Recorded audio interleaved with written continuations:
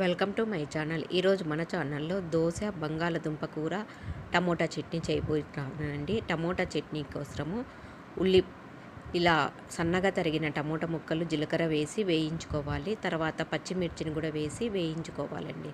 ఇలా టమోటాలు వేగుతుండగానే కొంచెం చింతపండును కూడా వేసుకోవాలండి.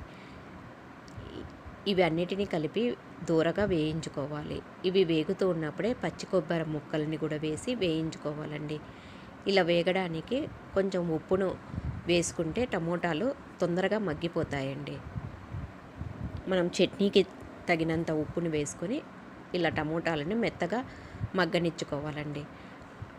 తర్వాత ఇది చల్లారిన తర్వాత మిక్సీలో వేసుకొని వేయించుకున్న పల్లీలను కూడా వేసి మిక్సీ పట్టుకోవాలండి. ఈ చట్నీ చాలా టేస్టీగా ఉంటుందండి, మీరు ట్రై చేయండి.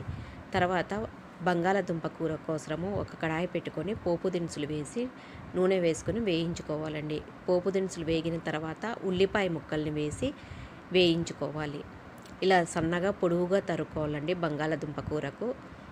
అప్పుడు చాలా టేస్టీగా ఉంటుందండి. తర్వాత ఉల్లిపాయలు మగ్గడానికి ఉప్పు, పసుపు వేసి వేయించుకోవాలండి.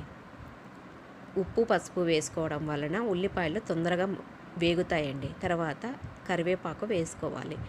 తర్వాత పచ్చిమిర్చి తురుమును వేసుకోవాలండి. నేను మిక్సీ పట్టుకున్నానండి. ఈ పచ్చిమిర్చిని కూడా వేసుకొని వేయించుకోవాలండి. తర్వాత ఉడకబెట్టుకున్న బంగాళదుంపల్ని వేసి కలుపుకోవాలి. నేను దోశ వేసుకున్నానండి. దోశలోకి బంగాళదుంప కూర, చట్నీ ఈ విధంగా చేసుకొని తీసుకున్నానండి. మీరు ట్రై చేయండి, చాలా టేస్టీగా ఉంటుందండి.